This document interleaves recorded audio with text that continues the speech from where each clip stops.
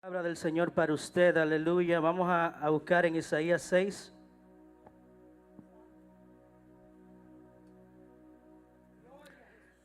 Vamos a leer los versículos del 1 al 8.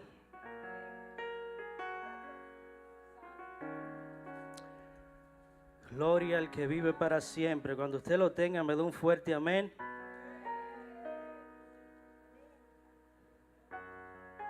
La palabra de Dios se lee en el nombre del Padre, del Hijo y del Espíritu Santo. Dice: en el año que murió el rey Usías, vi yo al Señor sentado sobre su trono alto y sublime, y sus faldas llenaban el templo.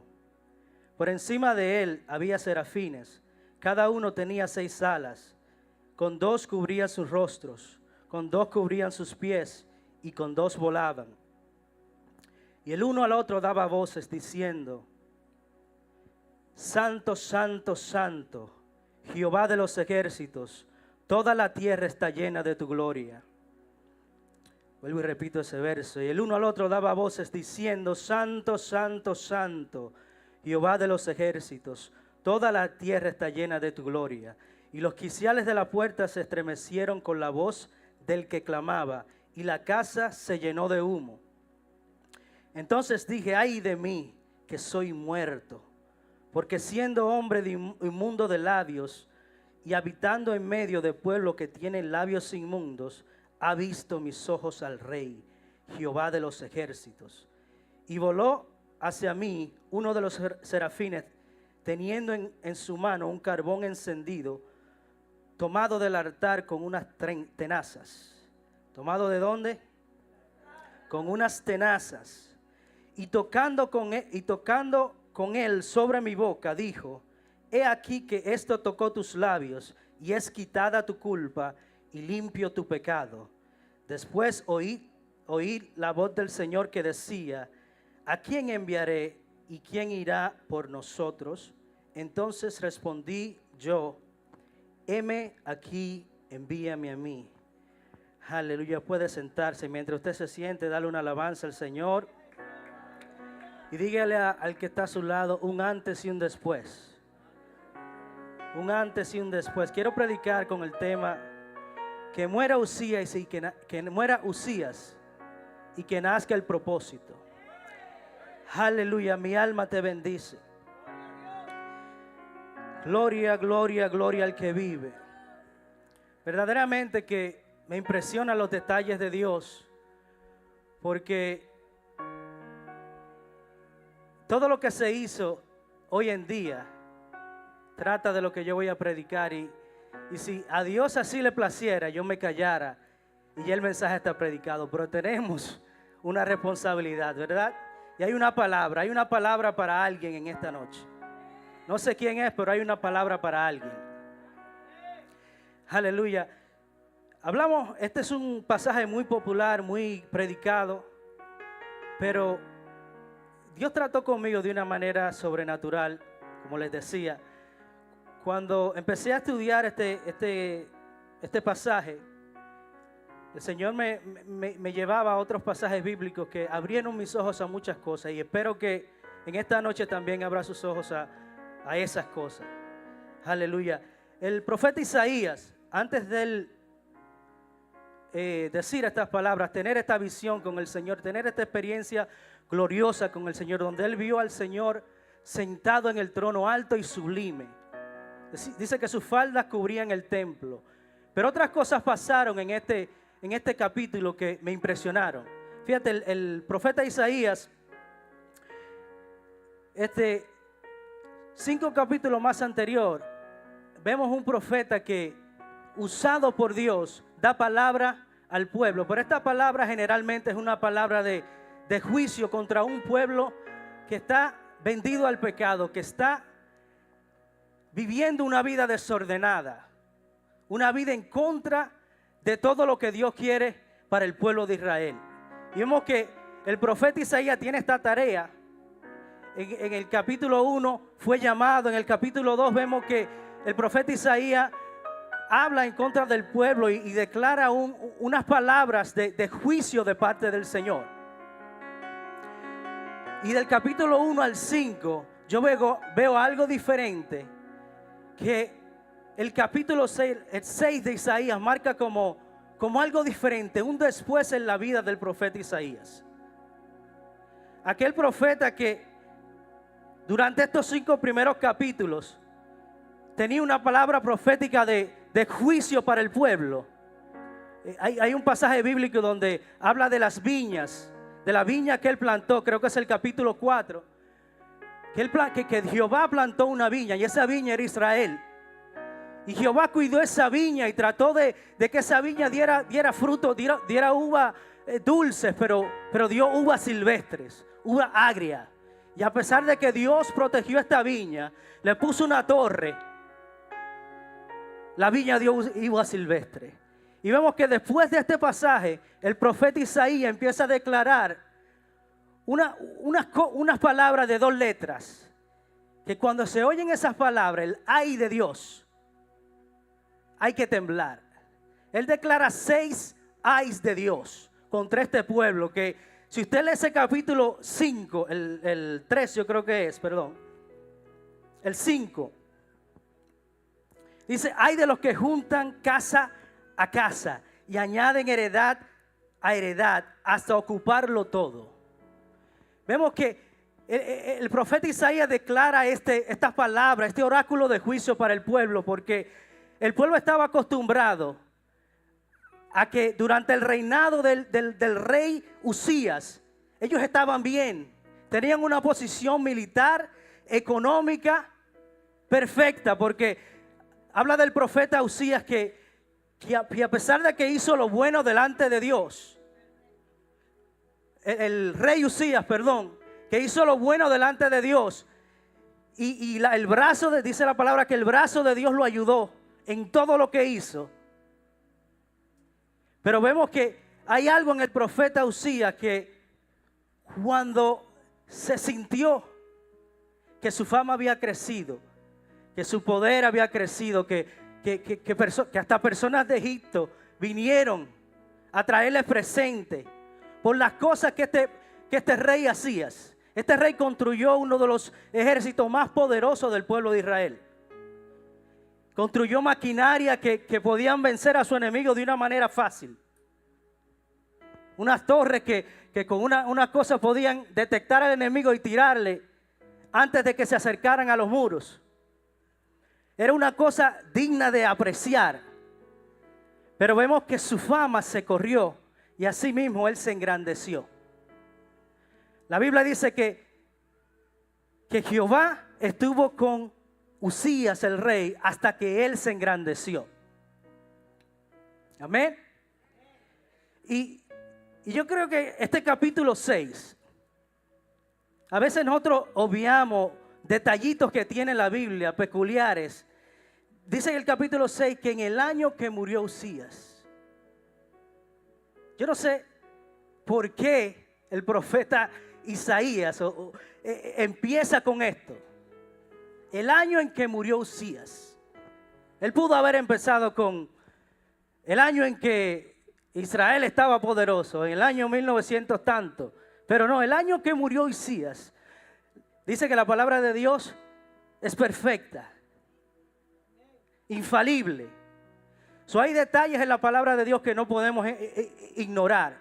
Y vemos que es curioso que el año que muere el rey, que estaba trayendo estabilidad económica, estabilidad militar, moral, bueno, no moral, pero económica y militar, el año que este rey muere, Isaías tiene una visión que marcó un antes y un después en su ministerio. Yo no sé qué tiene que morir en nosotros, pero algo tiene que morir antes de que Dios trate contigo. Hay una comodidad, hay una estabilidad en tu vida que tiene que morir. Hay una dependencia a este sistema, a este gobierno que tiene que morir en tu vida si tú quieres un llamado poderoso en el Señor. Algo tiene que morir. Y vemos que cuando el profeta Isaías dice: y vi yo al Señor en el año que murió Usías, vi yo al Señor sentado en su trono alto y sublime. Vemos que lo primero que le pasa al profeta Isaías es que una vez muere esta dependencia del pueblo de Israel. Fíjate, Isaías era, ¿qué era lo que hacía Isaías? Además de profeta, por él estaba cercano al gobierno, al rey. Y vemos que el año que muere Usías, hay una incertidumbre en el pueblo de Israel. Hay una incertidumbre que no se sabe qué va a pasar, porque este rey que ha tenido el pueblo de Israel en un alto baluarte con respecto a sus enemigos. Fíjate, los filisteos, los amonitas no podían contener contra el pueblo de Israel durante este tiempo. Dice que el rey Usías gobernó por 52 años y por la mayor parte de este tiempo el pueblo de Israel estaba estable, estaba fuerte. O Judá.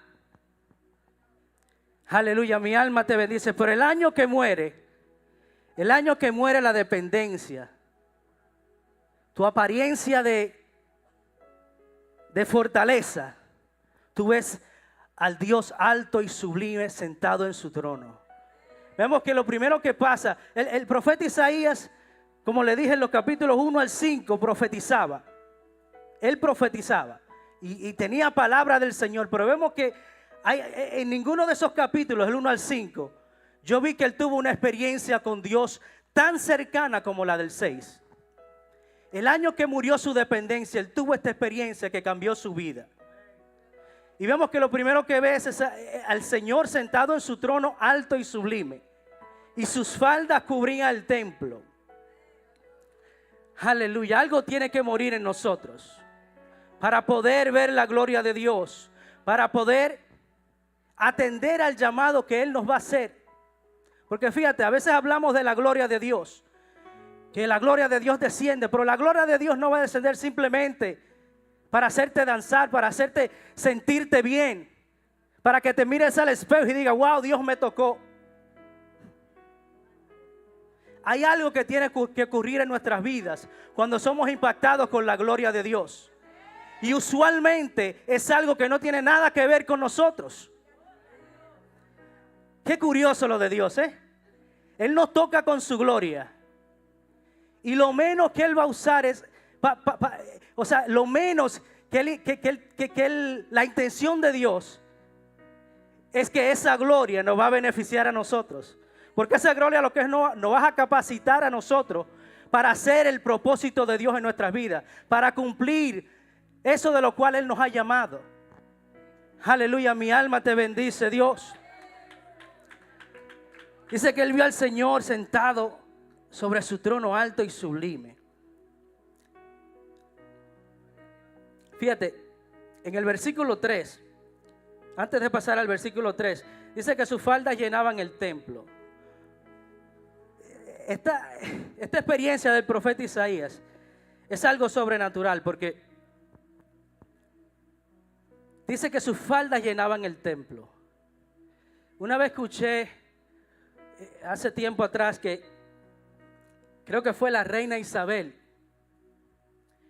II, cuando inauguraron su reinado, cuando la estaban instalando, ella se hizo mandar a hacer un vestido, que su falda, que su cola era como de 36 o 40 pulgadas, y que para ella poder caminar habían 8 personas levantando ese ruedo, esa cola.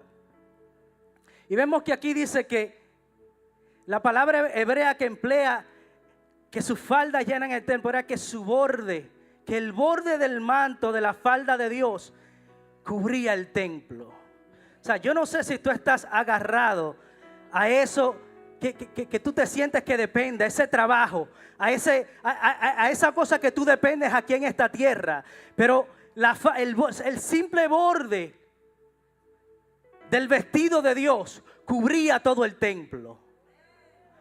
Cuando el rey Usías muere también la dependencia del profeta Isaías. Y vemos que el Señor lo cubre todo. Somos templo de Dios, ¿verdad?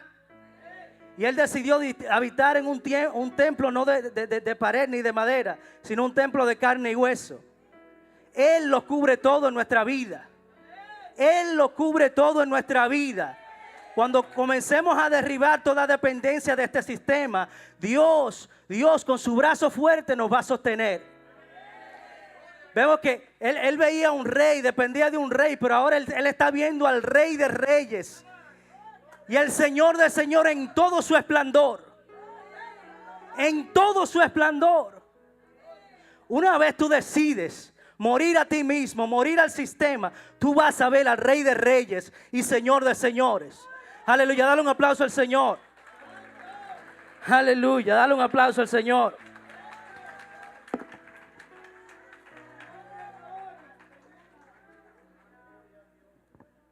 Aleluya. Ahora, cuando este profeta tiene esta experiencia, lo primero que pasa en él es que él puede ver.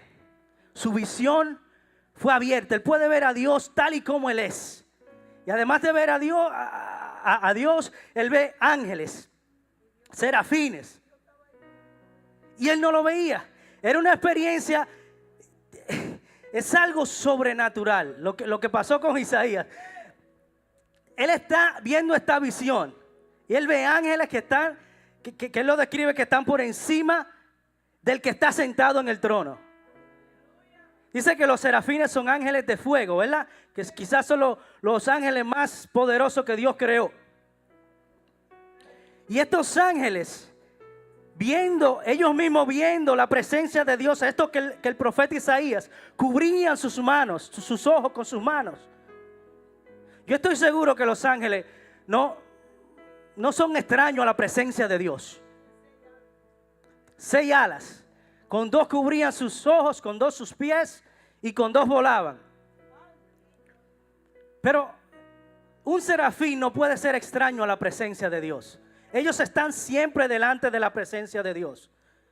Mas aún así ellos cubrían sus ojos. Estos ángeles de fuegos cubrían sus ojos para no ver el resplandor de la gloria de Dios. Esto es algo que me impresionó. Aleluya. Dice que además de esto, los quiciales, las columnas de la puerta del templo comenzaron a temblar ante la presencia de Dios. Y vemos que la primera reacción que tiene el profeta Isaías cuando ve esta visión es que él dice: ay de mí que soy muerto, porque siendo hombre inmundo y de labios y habitando en medio del pueblo que tiene labios inmundos, han visto mis ojos al Rey Jehová de los ejércitos. Fíjate, si algo tiene el evangelio del Señor, el evangelio de Dios, es que cuando venimos a Él, tiene una peculiaridad que no hace ver nuestra condición humana ante la santidad de Dios. Cuando Isaías ve este trono tan esplendor, esta santidad, esta majestad de Dios, lo primero que él puede decir es: ay de mí porque estoy muerto. Santo Dios. Esto no es algo trivial. Esto no es algo trivial, hermano. Mire, ay de mí porque yo estoy muerto. Fíjate, el profeta que traía palabra de juicio al pueblo de Israel, el profeta que Dios usaba para traer palabra de Dios, ahora mismo se encuentra en la presencia de Dios y lo primero que dice es: ay de mí. Ay de mí. Yo no sé si tú me estás entendiendo, mi hermano, pero fíjate, la pastora hablaba de la familiaridad espiritual, que muchas veces nosotros venimos a la iglesia y porque ya sabemos el schedule, sabemos lo que va a pasar, es tan monótono, sin saber que estamos delante de la presencia del Señor, del grande, del eterno, del sublime, del alto.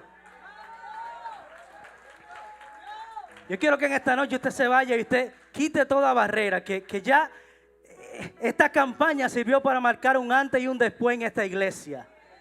que colectivamente todos nosotros vamos a entrar por esa puerta con alabanza, con acción de gracia, dispuestos a venir a adorar al Rey alto y sublime. Aleluya, mi alma te bendice, Dios. Ay de mí. Fíjate, el profeta que declaró 6 ay para el pueblo de Israel, de juicio. Ay de ustedes. Ahora como que se vira la cosa y dice, ay de mí. Es que no se trata de nadie más. Cuando estás en la presencia del Señor, se trata de ti y de Dios. Dios no te bendice porque tu hermano te miró mal. No te bendice porque tu hermano no te dijo ay. Es simplemente que tú no estás dispuesto a reconocer que estás delante de la presencia del Señor. Y que delante de la presencia del Señor, no importa qué tan santo tú te creas, todavía vas a ser hombre muerto. Todavía vas a ser hombre muerto. Aleluya. Es hora de que nos quitemos las máscaras. Que sepamos que le servimos a un rey, que nuestra mente finita no puede entender su santidad, y que es imposible venir delante de Él y que Él no encuentre falta en nosotros. Es imposible, hermano. Hombre muerto soy, de labios inmundos. Aleluya, el profeta diciendo de labios inmundos.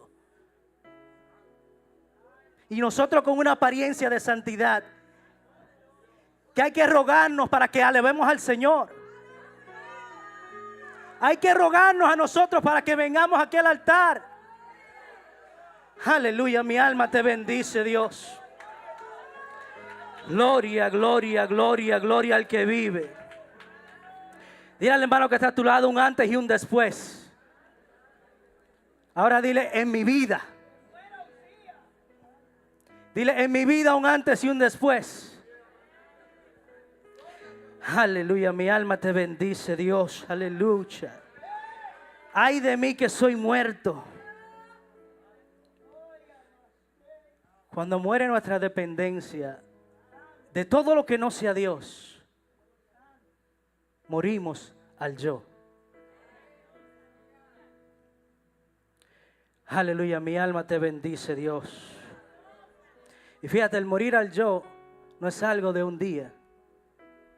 Es una acción constante. Porque esta carne, este yo, siempre quiere rebelarse. Siempre quiere sacar su cabecita. Aquí estoy yo. Que muera yo. Aleluya. Mi alma te bendice, Dios. Vive, vive Dios. Aleluya. Y vemos el profeta que antes decía los ayes al pueblo, ahora está haciendo un ay de mí, ay de mí. Y luego se acuerda del pueblo de que él hablaba. Aleluya. Es interesante que no pensó en el pueblo primero y después en él, sino que pensó en él. Ay de mí. Ay del profeta, el que Dios ha encomendado una palabra y no cuida de su altar. No cuida de comportarse decentemente delante de la presencia del Señor y de llevar una palabra que venga de la boca de Dios con responsabilidad. Aleluya, mi alma te bendice, Dios. Hermano, abre tu corazón, porque así como quizás tú sientes un tono fuerte en mi boca, así también Dios trató conmigo. Porque si te digo que trató conmigo de una manera sobrenatural, no te lo puedo explicar cómo fue, pero te digo que es sobrenatural. Así que perdóname si estoy siendo un poco fuerte, si mis palabras suenan fuertes, pero así me lo reveló el Señor, así me lo dio el Señor. Aleluya, mi alma te bendice, Dios. Han visto mis ojos al Rey, Jehová de los ejércitos. Ya no es un rey que trae prosperidad, ya no es un rey que trae seguridad militar, sino el Rey de reyes y Señor de señores. Cuando nuestra dependencia está en el Rey de reyes y Señor de señores, hay un cambio, hay un antes y un después. Aleluya. Dice el verso 6: y voló hacia mí uno de los serafines, teniendo en su mano un carbón encendido, tomado del altar con unas tenazas, y tocando él sobre mi boca, dijo: he aquí que esto tocó mis labios, y es quitada tu culpa, y limpio tu pecado. Vemos que el profeta Isaías, cuando reconoce que él es nada delante de la presencia de Dios. Fíjate, el profeta Isaías pudo haber dicho: ¿para qué me traiste aquí, Señor? Dame la revelación, tú hablas conmigo, tú me das palabra. ¿Qué palabra tú tienes que darme? Pero no, él dice: ay de mí, ay de mí. Él sabía que había algo diferente en esta ocasión. Ya no era una simple palabra profética, sino iba a ser algo que cambiaba el destino y el ministerio del profeta Isaías y también del pueblo de Israel. Yo no sé cuántos de ustedes están ready para tener ese capítulo 6 del libro de Isaías en su vida. Que Dios marque, que Dios le haga así a la página y en vez de ayes de juicio, usted vea la gloria de Dios manifestada en su vida. Porque cuando vemos la gloria de Dios, como le decía, no es simplemente para usted gozarse, para usted inquirir en su templo y ver su grandeza. No es solamente para eso. Toda acción lleva una reacción, ¿verdad? Y la reacción del profeta Isaías es que él se tira por el piso. Ay de mí que soy pecador. Y vemos que cuando esto ocurre otra cosa, que los ángeles, los serafines, vienen y toman un carbón encendido del altar. Fíjate, esto me llamó la atención y mientras investigué, tomar un carbón encendido del altar, lo que me da a entender, aleluya, que había un sacrificio. El altar del sacrificio, cuando tenía algo encendido, era que se estaba quemando un sacrificio. Aunque esto fue una visión que el profeta Isaías tiene algo simbólico, tiene algo que apunta a nuestro Señor Jesucristo. Vemos que el serafín que bajó toma un carbón encendido y lo pone y lo pasa sobre la boca del profeta. El profeta que carga la palabra de Dios ahora es tocado con el carbón encendido. Aleluya, mi alma te bendice, Dios. Fíjate, a veces, y todos somos culpables de esto, a veces decimos muchas cosas y no sabemos el significado de lo que decimos. Decimos: pasa carbón encendido en mi boca. Pero lo hacemos para que Dios nos dé una palabra y use nuestra palabra. Pero no entendemos que el efecto del carbón encendido, el primer efecto fue quitar la culpa del profeta. Quitar la culpa de los labios inmundos del profeta. Y luego que eso pasó, entonces él pudo hablar la palabra que Dios le dio. Queremos simplemente que Dios nos dé a nosotros. Pasa carbón encendido. Pero no queremos ser confrontados con la culpa del pecado. No queremos ser confrontados con eso. Aleluya, mi alma te bendice, Dios. ¿Cuánto quiere que Dios pase carbón encendido sobre su boca? Aleluya. Vive el Señor. Quema, quema, quema, Jehová.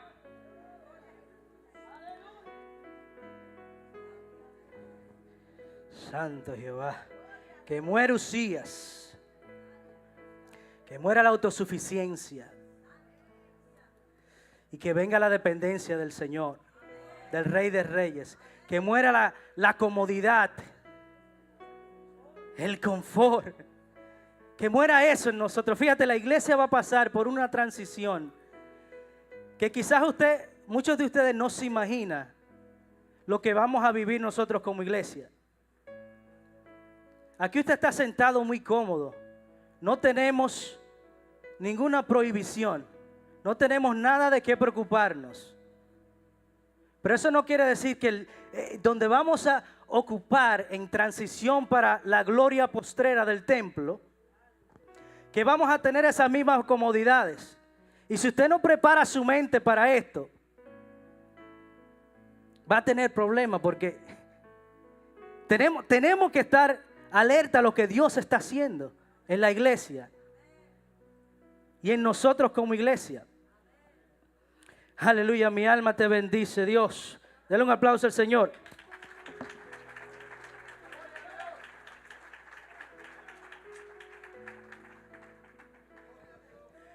Aleluya. Es quitada tu culpa. Fíjate, meditaba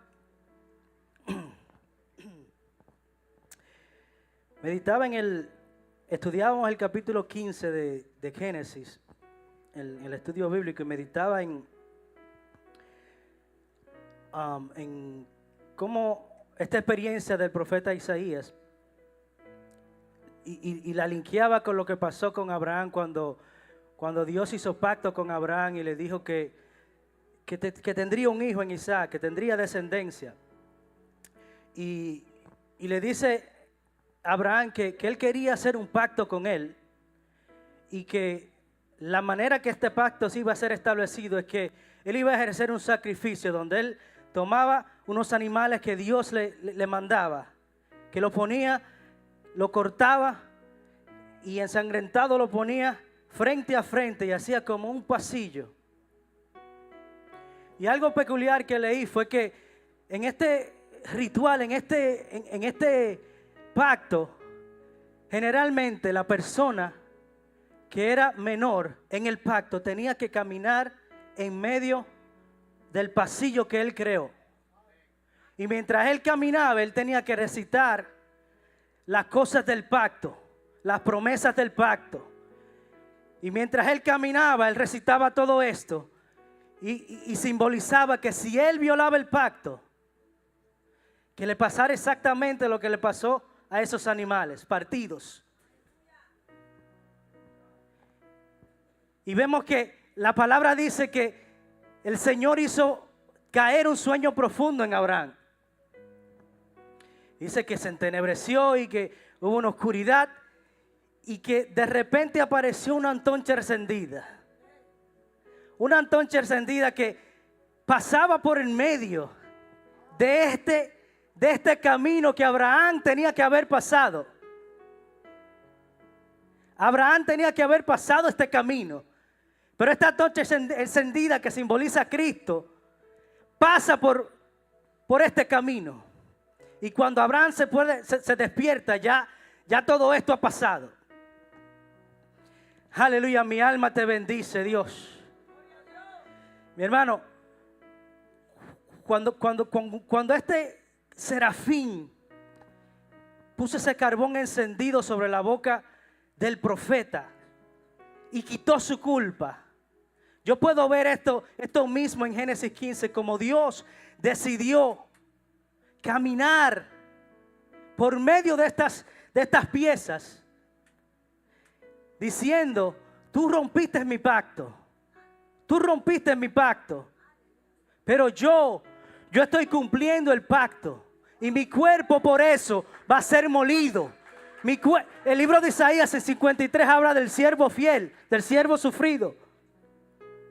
Su cuerpo fue partido 2000 años más tarde, unos 2000 años por ahí. Santo es el Señor, aleluya, mi alma te bendice, Dios.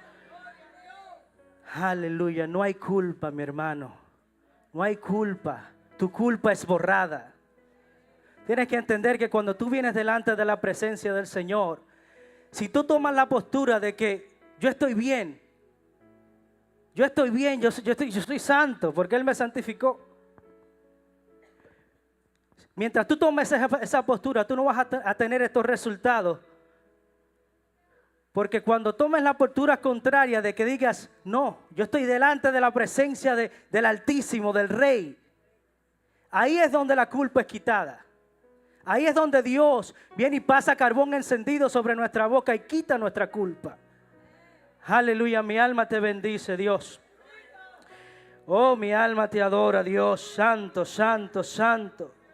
Que muera la familiaridad espiritual, que muera la comodidad, en nuestras vidas.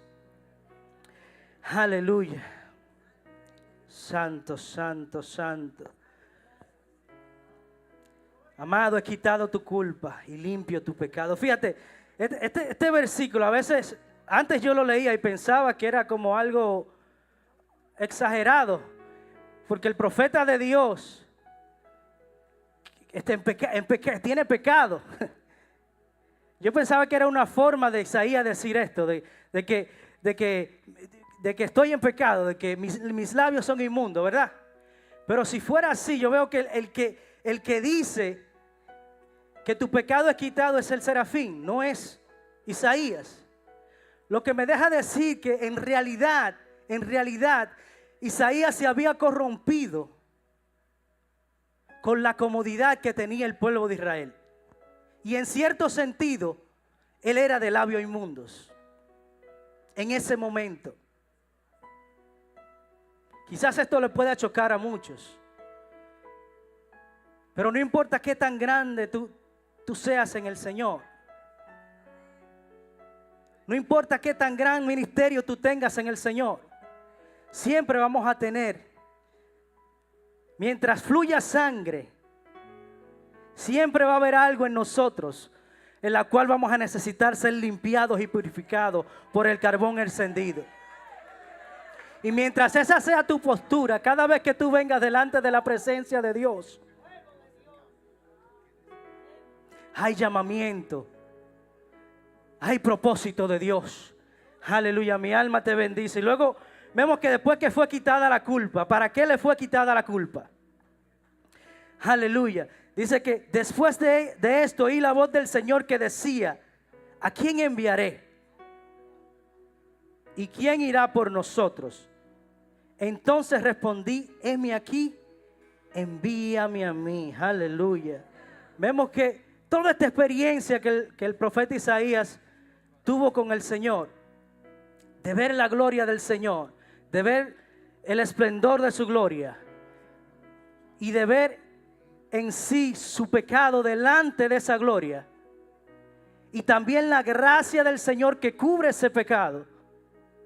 Vemos que en este versículo 7 y 8 vemos el propósito de esa experiencia. Este es el propósito por la cual el profeta Isaías tuvo esta experiencia. No era para que él se lo fuera a contar a su amigo: yo tuve una experiencia sobrenatural con Dios, Dios está haciendo cosas maravillosas. No fue para eso. Hay un llamado en el profeta Isaías que no se registra en los capítulos 1 al 5. Un antes y un después. Un antes y un después. Aleluya. Mi alma te bendice, Dios.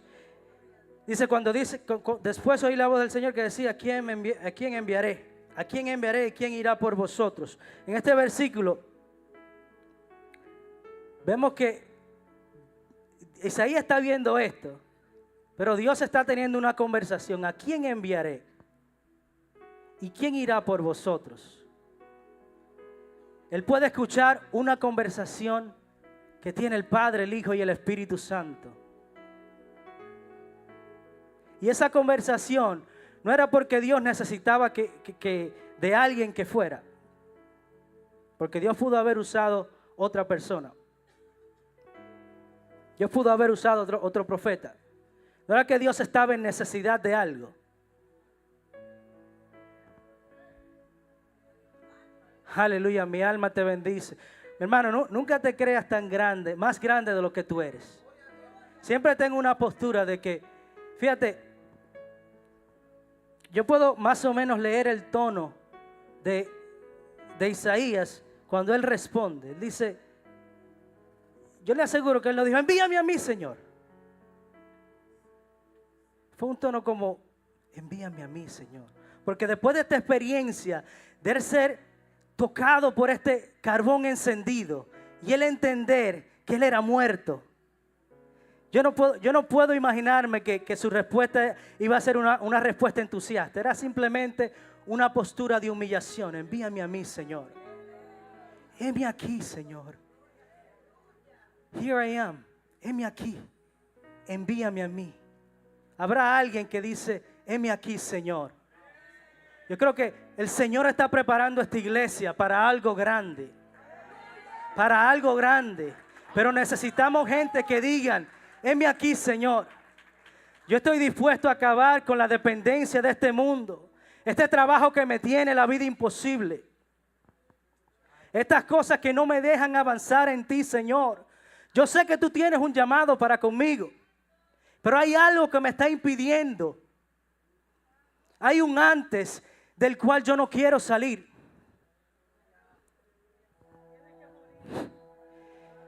Ese Usías tiene que morir. Ese Usías tiene que morir. Para que nazca el Rey de Reyes y Señor de Señores en nuestra vida. Para que su propósito, porque mire, hay algo, el servirle al Señor es un privilegio.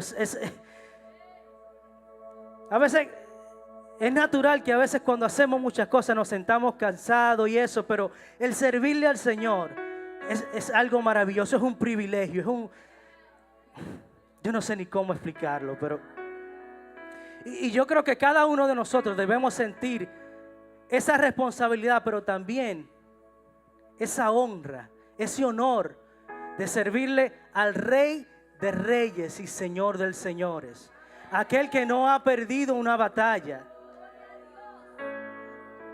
Habrá alguien que dice, envíame a mí. Pero hay alguien que está dispuesto a matar el Usías, a que muera el Usías.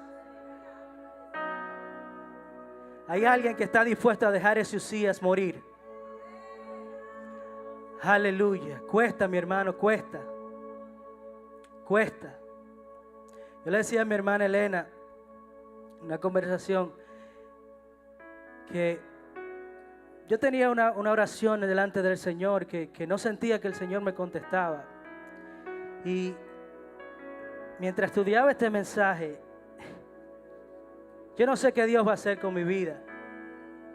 Pero lo que sea que Él va a hacer con mi vida, yo sé que yo diré, heme aquí, envíame a mí. Yo no sé qué será eso, pero heme aquí, Señor, envíame a mí. Aleluya, mi alma te bendice, Dios. Que muera Usías, que nazca el propósito. Aleluya, mi alma te bendice, Dios. Gloria, gloria, gloria, gloria a tu nombre. Gloria a tu nombre. Denle una alabanza al Señor, denle una alabanza al Señor.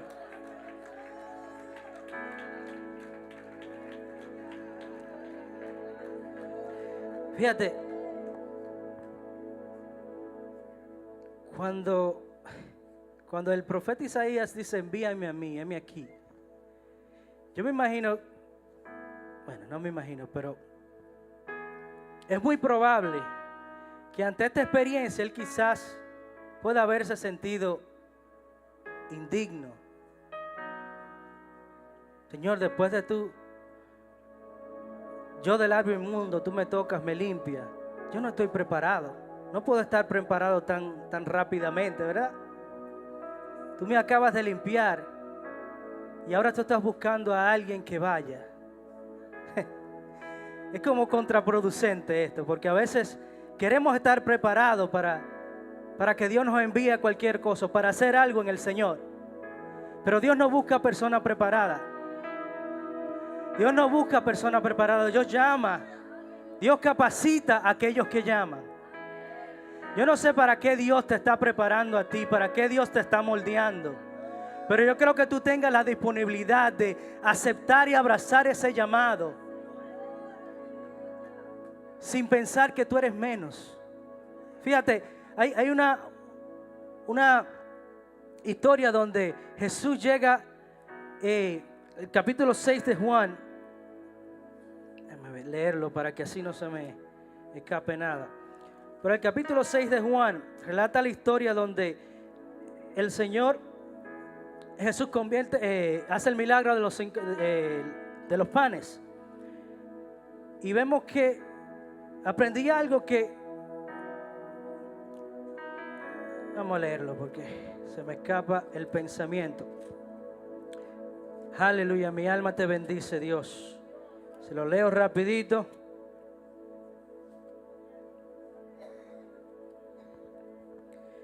Aleluya, mi alma te bendice.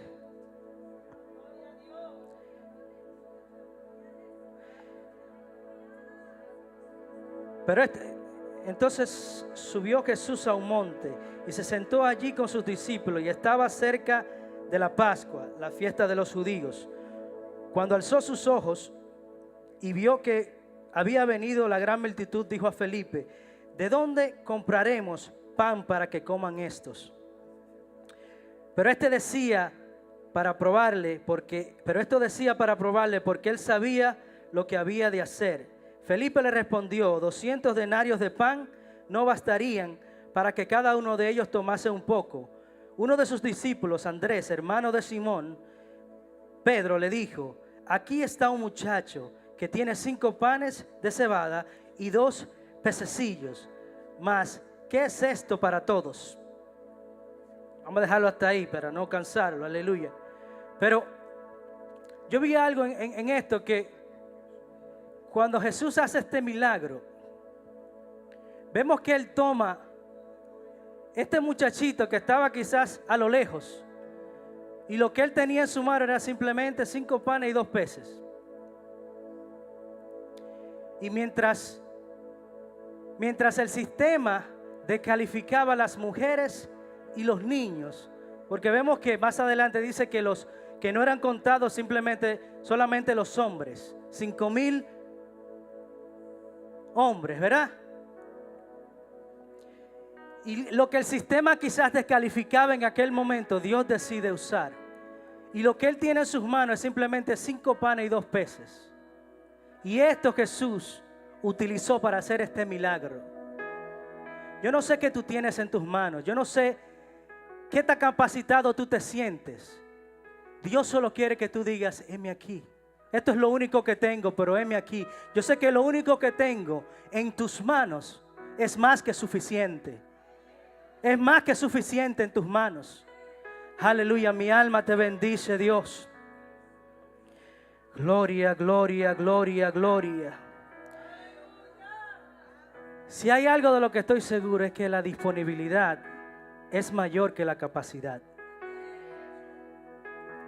Porque soy un testigo de eso. De que muchas veces sin saber hacer cosas, Dios ha querido y se ha placido de usarme para hacerlo, sin yo tener ni siquiera la más mínima idea de hacerlo.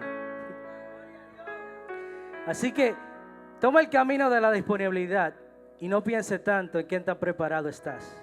Dile al Señor: envíame a mí. Roca, hay que volver a la cárcel, Roca. Hay que volver a la cárcel, Roca. Aleluya, mi alma te bendice, Dios. Gloria, gloria al Señor. Fíjate, ya voy terminando. Aleluya, pero en la parábola de las 99, de las 100 ovejas, dice que el pastor va detrás de aquella que se perdió, ¿verdad? Y aunque es una historia que refleja el cuidado, el amor del Padre para con nosotros, que si una de nosotros se pierde, Él va a dejar a las 99 ahí y va a ir detrás de la que se perdió. Eso por lo general es el principio, es lo que entendemos de esto. Pero también Dios quiere que nosotros, porque Él ha puesto un pastorado simbólico en nosotros. Él ha puesto un pastorado simbólico en nosotros. Que Él quiere que nosotros dejemos las 99 que están bien y vayamos a aquellos que están afuera, aquellos que quizás estuvieron en esta casa pero ahora no lo están. Dios quiere despertar en ese propósito en nosotros. Que nosotros podamos pensar en aquellos que no están aquí. Que una vez estuvieron y se gozaron de la dulzura del Evangelio y ahora no están aquí. El propósito, la gloria de Dios, el esplendor de su gloria no va a venir para que tú te creas el más grande. Es para que tú vayas a donde está la necesidad. Fíjate, después de este capítulo 6, después de esta gloria, el capítulo 7, cambia el mensaje del profeta Isaías. Él se encuentra con estos gobernantes y lo primero que le dice es: una virgen dará a luz un niño. Buenas noticias, Emmanuel, Dios con nosotros. El mensaje de juicio ahora cambió. Gloria al Señor, mi alma te bendice.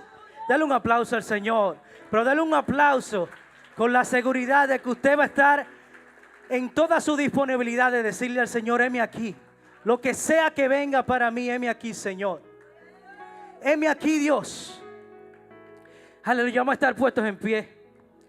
Aleluya, mi alma te bendice, Dios. Deja que tus sías muera, que muera tus sías, para que crezca y nazca el propósito de Dios en tu vida. Aleluya, sí. Si hay alguna vida que en esta hora,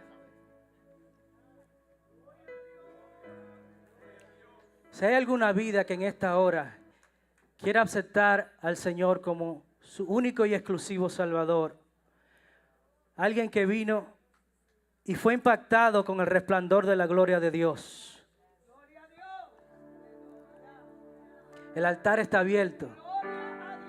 El altar está abierto. Si tú quieres a Cristo como tu único y exclusivo Salvador, esta es tu hora. Dios quiere cambiar ese antes tuyo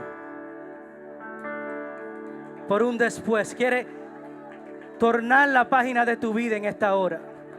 Habrá alguien más que le dice sí, que le dice no, que le dice no a este mundo y le dice sí a Cristo. Habrá alguien más, aleluya. Mi alma te bendice, Dios. Si habrá alguien más que siente que Dios le habló y que Dios depositó una palabra en su corazón, pero una palabra específica. Aleluya, queremos orar por usted, aleluya, queremos orar por usted. Aleluya, mi alma te bendice, Dios.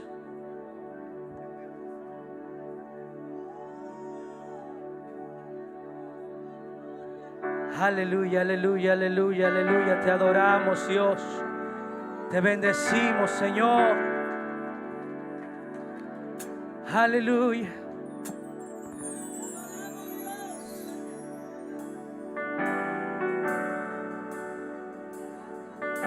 Aleluya.